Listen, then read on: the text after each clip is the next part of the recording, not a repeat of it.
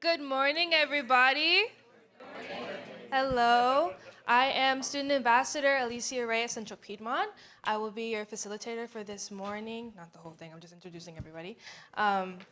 First up, we have Kevin Laux. He is the Chief Impact Officer at Charlotte-Works. Kevin has a broad range of experience from developing organizational processes and procedures, developing broadband-centric economic development strategies. He will also be acting as moderator for us today. Timothy Ewing is the Regional Economics for the BLS Atlanta Regional Office. Mr. Ewing has served as an economist in both the compensation and price programs. As Regional Economics, Mr. Ewing is responsible for the dissemination of BLS data through various avenues, including news releases, articles, marketing, and presentations. Dr. Adrian Hua, I apologize, is currently the lead principal researcher at the Charlotte Regional Business Alliance. Adrian conducts research in several global industries, including tech-specific niches such as fintech and health tech. Her research is often used to grow the Charlotte region's economy through marketing efforts and business recruitment. Please join me in welcoming our presenters for this session.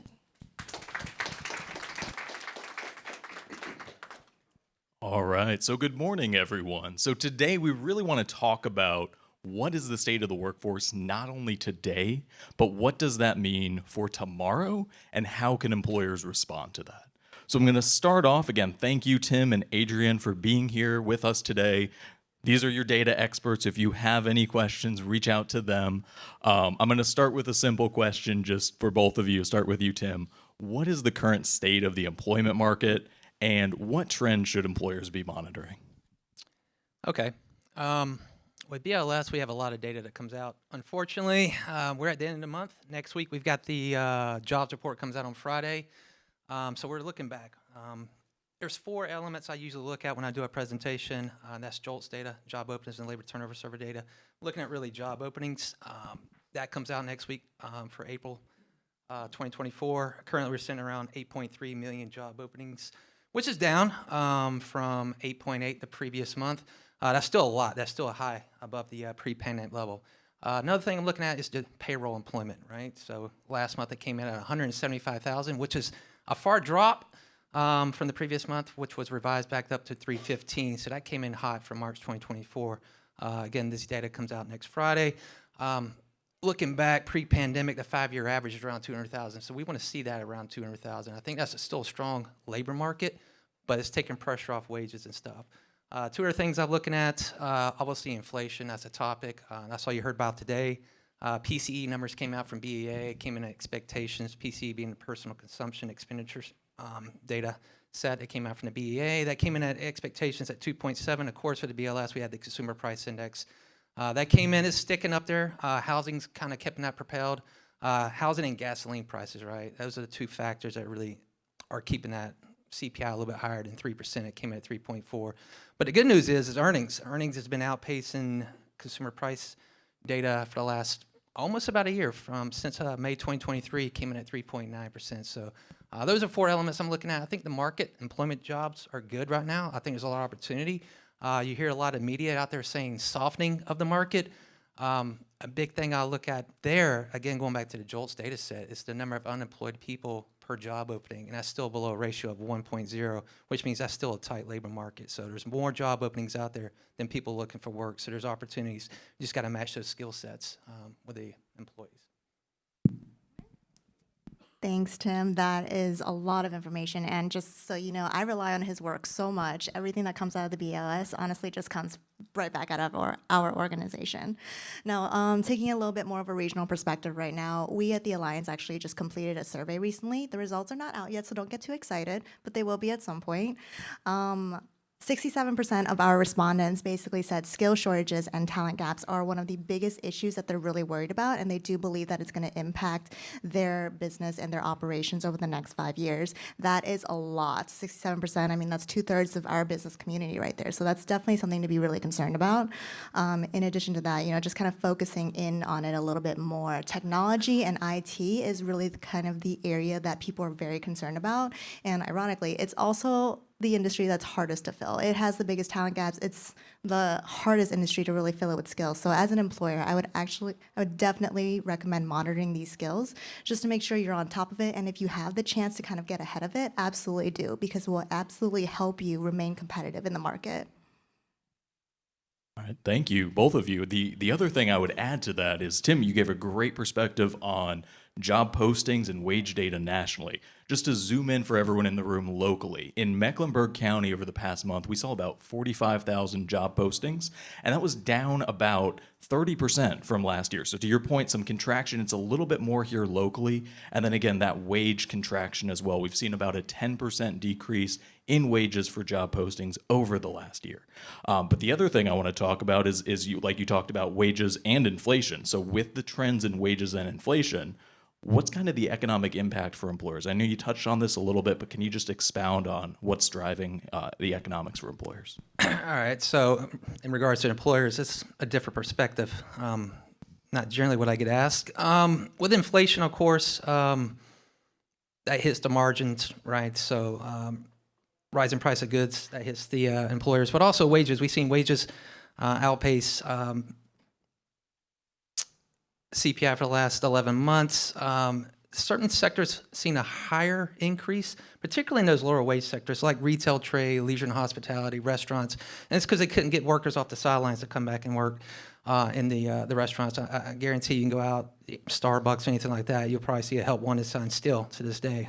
That sector just now started seeing that getting their employment levels back to where they were pre-pandemic as well. I think wages plays a big role in regards to turnover. We get a lot of calls in regards to the manufacturing. There's not a lot of people looking for jobs in manufacturing. And the truth is, if wages are lower and they can make $1 more or $2 more at a call center or something like that, they're going to bounce out of that and go to another job. So that turnover really hurts the bottom line for employers. So you got to look at the data, see if you're competitive in your industry and in your area as well. So, but wages is a big part. Income's a big part. I mentioned earlier the PCE came out. A lot of the analysts were looking at the PCE. They're looking at income because people have income. They have money to spend, and that flows into retail sales. We're looking at that spend, keeping the economy up, right? So, do you have anything to add? Or? Okay. All right. So when we talk about economic impact, I really think Timothy's in a much better place to talk about that. I think it's a little bit over my head, so it's kind of hard to quantify. But if I really have to think about it, about just the impact on employers in general, I prefer to look at it as almost a feedback loop. Right now, with all these trends in wages and inflation and the issues with skill shortages and talent gaps, that is going to severely impact an organization's ability to attract and retain their talent. And if you can't do that, that's going to impact an organization's ability to be innovative and creative and competitive in the market. And then that, again, goes back in the circle and impacts your ability to attract and retain good quality talent. And so when we look at the workforce, right now we're very diverse, right? We've got boomers, Gen X, millennials, Gen Z, they're all out there. But at some point, millennials and Gen Z are going to be the big bulk of the workforce, and what matters to them is leadership opportunity. It's professional development. It's growth opportunities. So again, kind of going back to that survey we recently did, a lot of the businesses that had successful attraction and retention strategies, they focused on promoting those professional development opportunities and leadership training. That's what people want. Now, granted, that's obviously what everyone wants, but with millennials and Gen Z still having so much more of their career left, that's really something that they're going to focus on when they're looking at employers. So if you want to kind of take a step back and put on your solutions hat, I think it's really important for employers to start thinking about being adaptable and focusing on investing in talent. If you focus in on talent and you give them those opportunities, millennials and Gen Zs are going to be like, oh man, I like that. Like, yeah, I want to be part of that organization. You want to invest in me? I believe in your mission. I believe in you, and you believe in me. Let's get this done. And that's the attitude you really want to make sure you're putting forth. Yeah, that's great. I really appreciate you echoing the talent attraction and retention right now. Those are some of the same findings we had from our talent survey a few years ago. And again, with the focus here locally on family sustaining employment and living wages, understanding the impact of inflation is eroding that ability for individuals to provide for their family. One of the things I saw the other day was that they're projecting that Gen Z will have psychological scars for their lifetime as a result of the inflation that we've experienced recently. So understanding that as an employer and incorporating that into your context, to your point, Adrian, what is your approach to attraction and retention is critically important right now. And so we talked about these trends. Well, the one big trend I think everyone has been talking about and everyone wants to know about is the impact of AI. That's a hot topic today. So Adrian, for you, how do you think AI will transform businesses and how can job seekers adapt to these changing skill demands? We love AI, don't we? It's like a love-hate relationship. I think everyone has something to say about it, whether they hate it or love it, and it's probably mostly in between. But ultimately, AI at its fullest, it's going to be tremendously transformative for all industries. Are we there yet? No, not necessarily.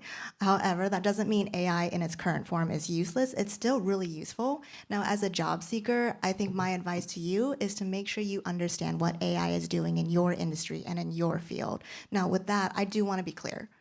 I'm not sitting here telling you need to go learn deep learning. You don't need to put some hours into like natural language processing, learning how to code. I'm not saying that at all. What I'm saying is that you need to understand how AI is impacting your industry. What are companies doing with it? What are companies using with it? In addition to that, if you have the time, and I highly encourage that you make the time for this, understand and be competent in using those AI-based tools. So for example, if you are in marketing, have you heard about Jasper? Have you heard about Brand24? If you are in data analytics, have you messed around with ChatGPT yet? Like, as a researcher, I would say you should.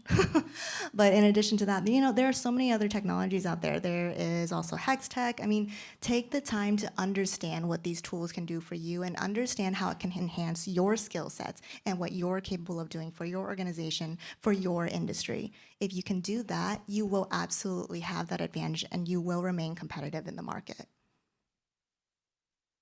Anything to add, Tim? To quote Elon Musk, AI is coming for our jobs. No, I'm joking. It's one of those errors that are coming out like the computer, how they impacted, and people were afraid of computers taking their jobs. But what it did is increase productivity. And same thing with the internet, it's taking our jobs. But it's not, I wouldn't fear AI. I think Adrian hit it right on the, it's going to impact every industry out there. They're going to adapt the technology to make productivity. And when you raise productivity, the question rises, hey, do we need as many workers to do the same job if we get AI helping that? And that's what people are worried about. But honestly, I think you got to integrate it with the industry, as you mentioned. And if you're young out there, I get it. Technology is scary. Embrace it is what I would say. That's the future. Healthcare, teaching, across the board. I was reading a report today. There's a lot of reports, and it's not showing up in BLS data yet, so I was looking for that. We don't have anything on that except for maybe some projections data in regards to how it impacts manufacturing, and they're forecasting jobs lost in that particular sector. But again, that's looking at it 10 years out.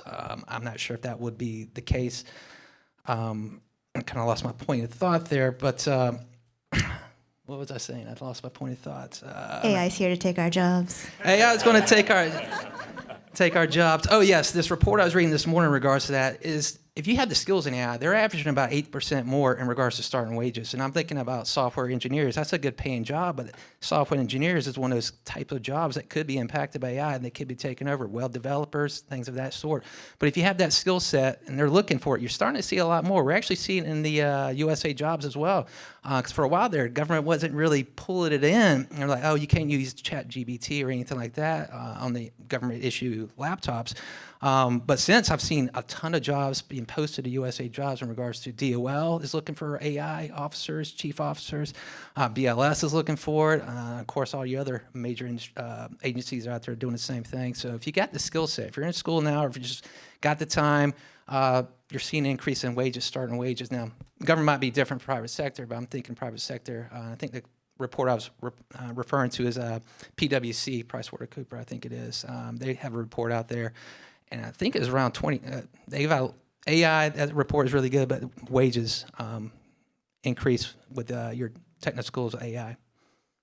Yeah, and again, just to that point, I know, Adrian, again, thank you for your partnership earlier. The Charlotte Regional Business Alliance and Charlotte Works have a lot of information on the impact of AI. So if you want to take a deep dive into the numbers and the impact, You can look at their website or our website. There's more information, but I'll just give you the key takeaway is that it's expected to accelerate shifts in skill demands by 65% by 2030. So to that point, if you are really looking to be prepared for the future of work, you're going to need to know what AI is going to bring. To that point, I was looking here locally, and to Adrian's point about not necessarily needing to know natural language processing, machine learning, but just prompt engineering, basically the skill of just being able to use a ChatGPT, be able to use these tools. I'm seeing demand for companies over the past 6 months, Cognizant, Ally, and Deloitte here locally, hiring for those skills. So we were already starting to see that shift in demand. And again, if you're interested, I will also just let y'all know we are working with the CDE on putting together some more robust training and curriculum. So if you have interest in that, please follow up with us afterwards, as again, we're trying to prepare job seekers for this future of work. With that point, I know we touched on this a little bit already, but thinking about the best practices or promising strategies to respond to trends, AI and others.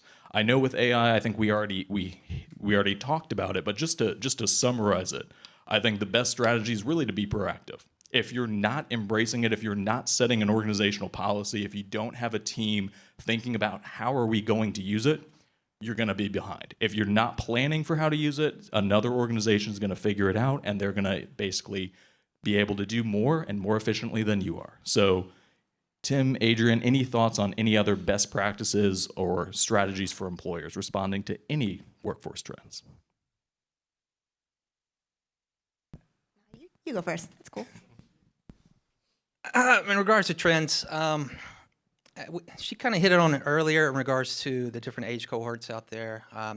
There's a big shift about to happen over the next 10 years in regards to the baby boomers leaving the labor force. And I'm kind of getting away from AI. I think we've done a good job covering AI. Other factors I'm looking at is there's a big shortage of workers, that middle-aged workers. You got people starting to move into the construction industries, move into the manufacturing industries. There's a big push through the DOL to hire women in construction. Those are good paying jobs, sustainable jobs. Also in manufacturing, there's second chance efforts out there, people that might have been in penitentiaries or something like that, getting out. And that's a market we got to look at in regards to filling that gap once the baby boomers move out. So that's something we might want to look at is not just your general coming out of school, AI schools, but look at other demographics to see how we can fill those jobs. So that's a market I think that's untouched, and we're trying to reach out. The big push on DOL is reaching out to these underrepresented communities as well. So definitely did a 180 on the AI there for you. Definitely good. Just to kind of, I guess, sum it up in a more broader sense, my advice would be to invest in talent intelligence. That is going to be key to survival, to being competitive, to being marketable. What we have right now, and it's a little bit of mix, but we're pretty much moving from systems that are very static, very outdated, and it's going over to something that's more dynamic, very holistic. You know, there's still this idea that there's a one-size-fits-all kind of idea, and that's just not a thing anymore. We're living in a very diverse world, and we need to embrace that. So my suggestion, is to make sure that you can benchmark yourself, and this goes really for you as an individual, as a job seeker, or even as an organization. Be capable and be willing to benchmark yourself against your competitors. What skill sets are other organizations hiring for? Amongst your peers, what skills are they learning? What classes are they taking? What about technology? What technology is an organization using to go from A to B? What about the demographics? What does that look like? In the field that you're in, is it an aging workforce? Are they slowly moving out? Are those jobs opening up? Or is it really a lot of millennials and Gen Z going into them, right? Things like that. Being able to invest in talent intelligence is so important. And obviously, you can do this as an organization or as an individual. There are so many organizations and there are a lot of different organizations out there that do reports. LinkedIn does a free one, Coursera does a free one. All you really need is an email address, and you can sign up for that and get that information. You want to prep yourself with all of this information so that you can be as competitive as possible. And I really think that when it comes to talent strategy, data is the key. You need to focus on that, and you need to embrace it, because if you don't, you will be doing yourself a very big disservice. Perfect. And again, I'm glad we talked about the demographics, Cliff, here. I know our keynote speaker, Laura, this afternoon, a major focus of her research is on that. So we might hear more about this afternoon. That's critically important. Again, I'm glad he talked about talent intelligence and leveraging data, because that was kind of the next thing I wanted to talk about, which is we put out a lot of data, BLS, Charlotte Regional Business Alliance, and Charlotte Works. So really just wanted to give everyone a chance to plug your data tools to say, how can the partners in the room use these tools for strategy? Probably the biggest tool that we use, and I cover, would be our occupational employment wage statistics program. We've got wages for over 800 occupations out there. We've got percentile breakouts for the 10% all the way up to the 90%. So you got a scale, pretty much, of when a beginner, someone coming into the work field for that particular occupation. We got it already broken down to the Charlotte area. We don't have it at the county level. We do have it by MSA. We have it by industry, by state. And a lot of times that's what people are calling my office for, is regards to wages. They're having a hard time retaining workers. People are leaving their jobs. They can't fill jobs. And they're like, how can I recruit? Am I competitive? And I think competition always comes up. Am I competitive in my industry, in my state, in my local area in regards to that? So that's probably one of the biggest tools we use, is the OEWS data set we have out there. So, wow.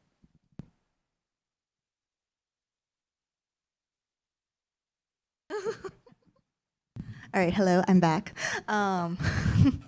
Let's see. I just wanted to say that a lot of the data that the BLS comes out with is, again, what we use at the Charlotte Regional Business Alliance.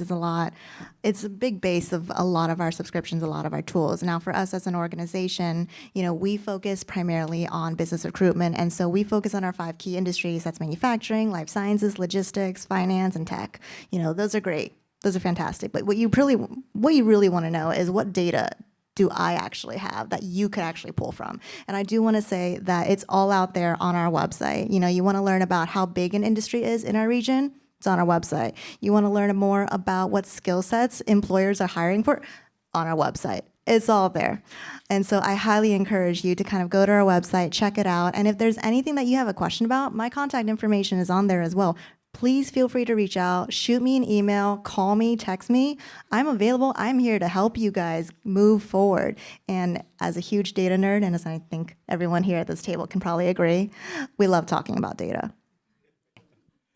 That's great. And again, we have everything on our website as well. So like Adrian said, reach out to us, look at our website. If there's something you need that you don't see, let us know. We're happy to fill the community need however we can.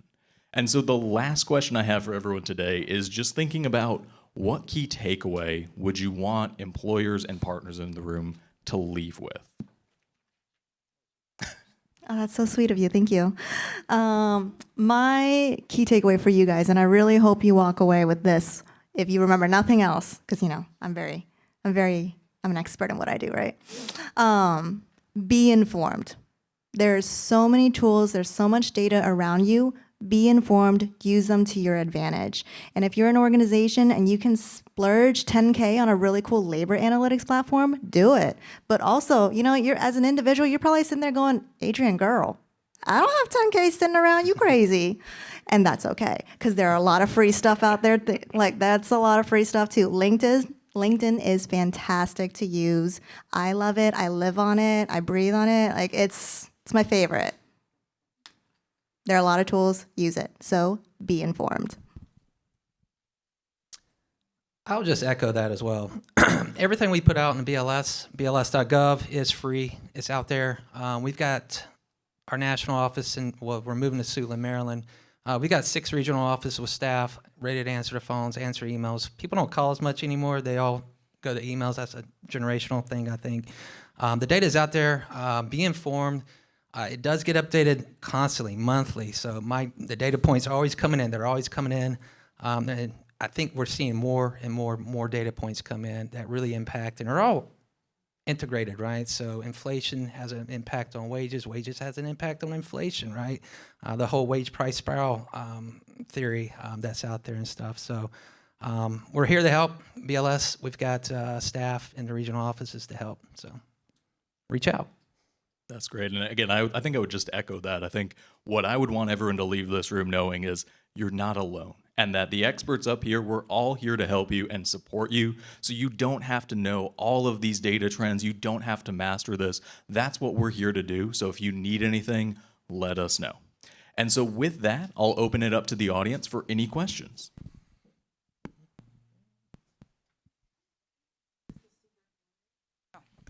This has been super informative. My question is on the data around where the job openings are, which you said significantly skew towards tech roles.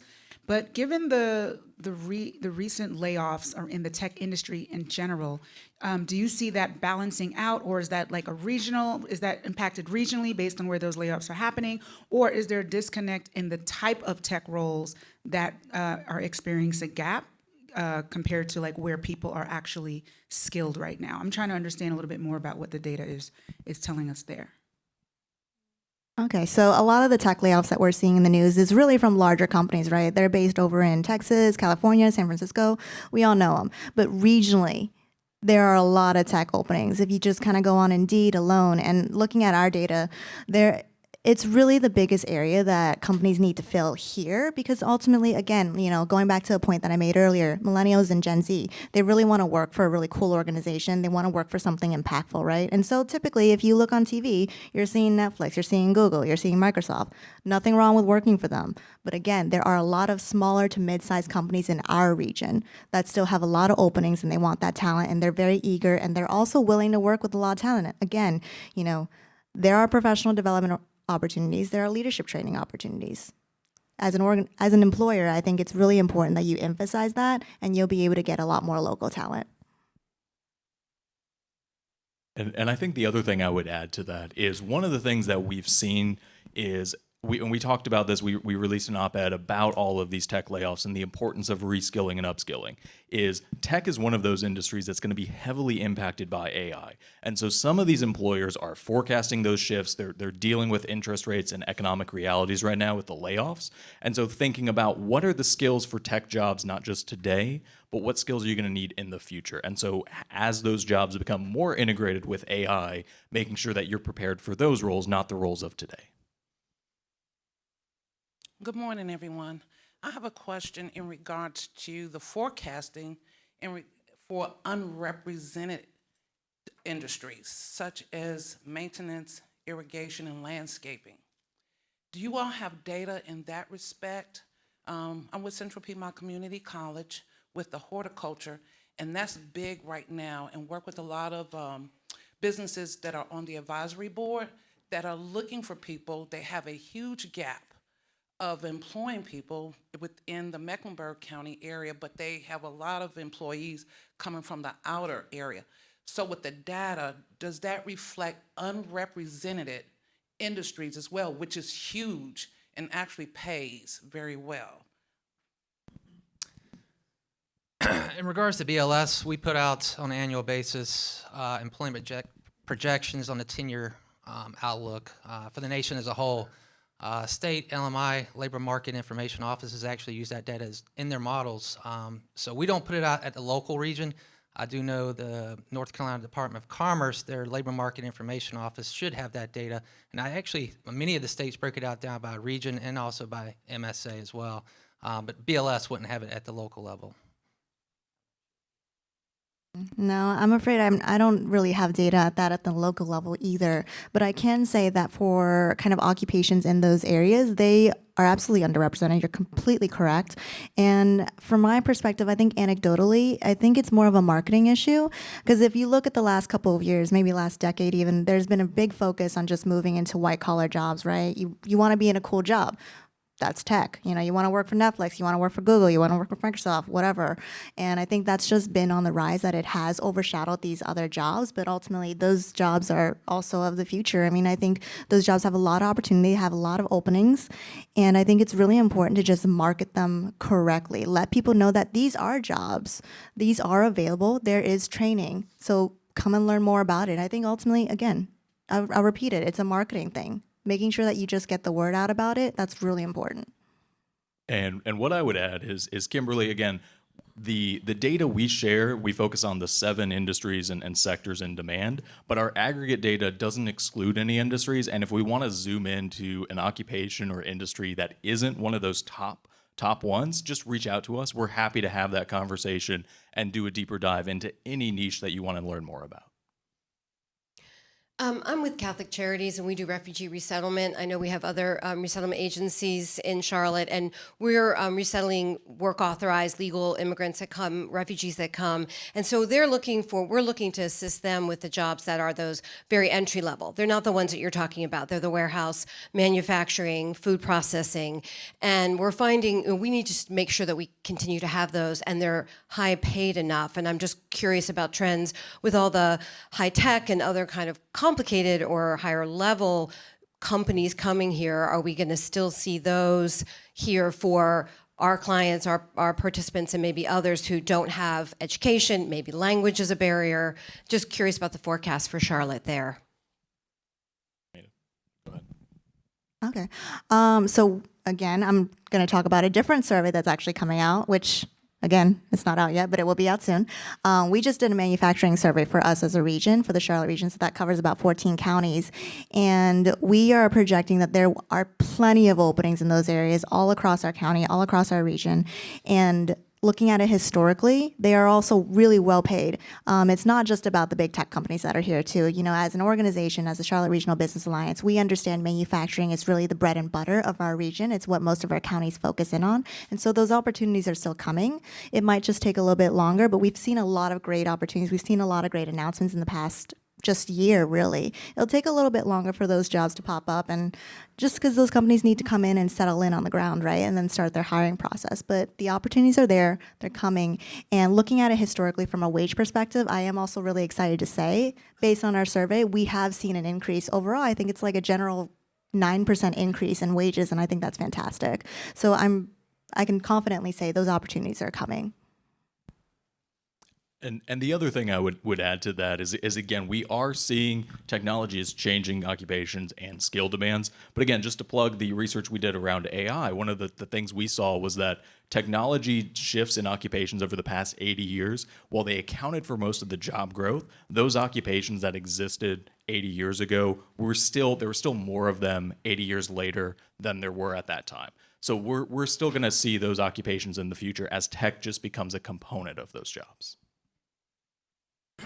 So my name is Clarence Scott. I'm with Goodwill Industries of Southern Piedmont. And just to add on to the last question, some of the data I've seen anecdotally and actual data is that while manufacturing is still strong, what I've seen is transportation and logistics, I've seen it decline. And I'm just trying to figure out what's happening there. What is the data telling you guys in that regard? Are you looking at a local perspective or local, national? and as I move out into Okay. I don't have numbers locally in regards to that. I'm looking at national. You've seen nationally that particular sector was losing jobs. They were shedding jobs because they added so many during the pandemic. Last month, they actually added, I think, around 20,000 jobs. At the Charlotte level, I don't have that data in front of me, so I'm not sure I can add to that. But, yeah. I don't have the data exactly in front of me either. And again, it's really data that I pull from his organization. So whatever he says, I trust. I will add that we have been seeing a lot more manufacturing operations come into our region. And we do talk about this quarterly at our growth report and at our investor quarterly. So again, this is something that you can pull off our website. But looking at transportation and logistics, it really had a great run post-COVID just because everyone wanted to open a distribution center, right, and get those products out to people who didn't want to leave their homes. And honestly, sometimes you still don't want to leave your home. I'm one of those people. But I do see that there could potentially be a projection up at some point. But for now, for us as a region, I'm not really seeing a lot of opportunities in that area. I think a lot of them have moved over to manufacturing. And the other addition to that, too, is that manufacturers are they're looking to combine their operations, right? Not everyone's looking to do separate distribution, separate manufacturing. I'm seeing a lot of combinations there, and so that might also be the reason that they're just kind of being lumped under manufacturing jobs.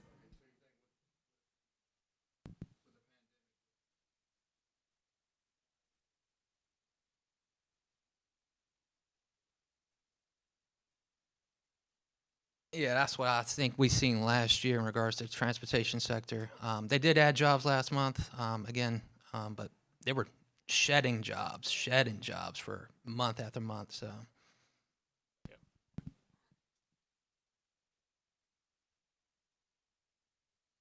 Any other questions?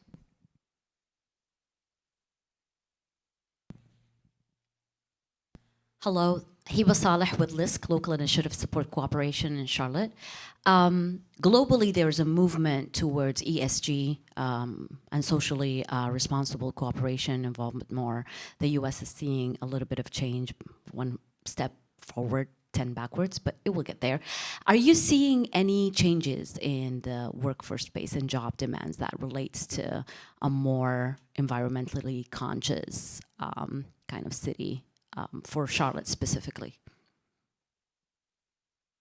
The thing I would say is, again, that's one of those where I don't have that data on hand. So we could have a conversation and look at that, but I'm not aware of anything off the top of my head.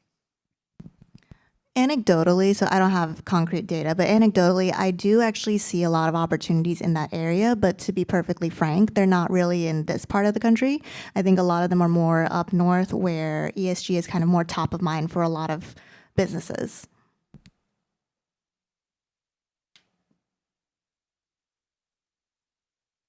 Well, if there are no more questions, then I guess we can end our session. Thank you all for coming. Can I get another round of applause for my speakers, please, and our host?